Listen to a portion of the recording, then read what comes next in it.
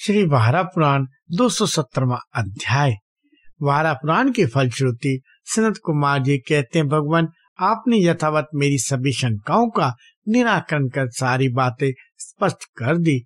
मैं संशय की बातें पूछता रहा और आप उन्हें भली बात स्पष्ट करते रहे हैं। विश्व स्वरूप स्थानु जगदीश्वर भगवान शंकर अप्रतिम तेजस्वी हैं। वे जंगल में आनंद पूर्वक विचर रहे थे। वह जंगल पुण्य क्षेत्र था। महाभारत जगत का कल्याण करने के लिए उनका विग्रह एवं श्रृंग जिस प्रकार प्रतिष्ठित हुआ तथा जैसे वे स्थान तीर्थ बन गए, मैं उससे सुनना चाहता हूँ। जगत प्रभु, आप यथार्थ रूप से उसका वर्णन करने की कृपा कीजिए। ब्रह्मा जी ने कहा, महामुने, इन सभी तीर्थों के फल का जो निश्चित रूप बतलाया गया है उसका शेष भाग तुमसे पुलत जी कहेंगे। तुम इस समय मुनियों के अग्रणी बनकर इस वन में विराजो। तात तुम मेरे समान ही वेद और वेदांत के तत्व को भली भांति जानने वाले पुत्र हो। जो पुरुष इस प्रसंग को सुनेगा वह संपूर्ण पापों से छूट जाएगा। यही नहीं, वह यशस्वी कीर्तिमान होकर इस लोक में और परलोक में भी परम पूज्य होगा। चारों वर्णों के व्यक्तियों का कर्तव्य है कि वे मन और इंद्रियों को सावधान करके निरंतर इस प्रसंग का श्रवण करें। यह कथानक परम मंगल स्वरूप, करुणामय, धर्म, अर्थ और काम का साधक, समस्त मनोरथों का प्रदान करने वाला, परम पवित्र, आयु वर्धक और विजय देने में सक्षम है।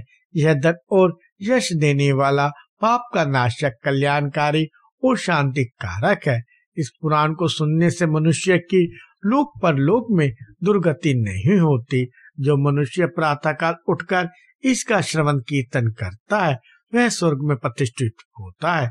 सूत जी कहते हैं, विप्रवरो, परमेष्ठी प्रजापति ब्रह्मा जी ने सनत कुमार से ये सब बातें कहकर विराम लिया।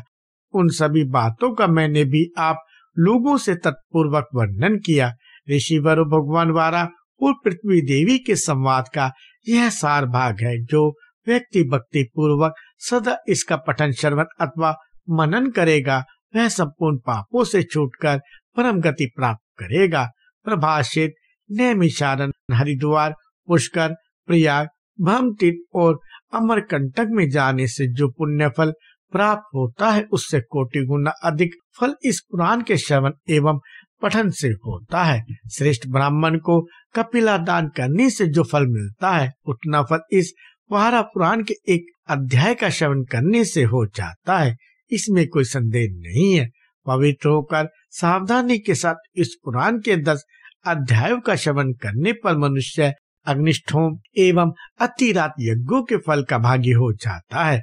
जो बुद्धिमान व्यक्ति उत्तम भक्ति के साथ निरंतर इसका श्रवण करता रहता है उसे भगवान वारा के वचनानुसार यज्ञों, सभी दानों तथा अखिल तीर्थों के अभिषेक का फल प्राप्त हो जाता है।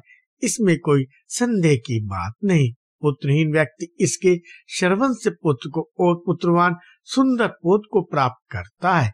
जिसके घर में यह वारा पुराण लिखित रूप में रहता है उसकी पूजा होती है। उस पर भगवान नारायण पूर्ण संतुष्ट हो जाते हैं।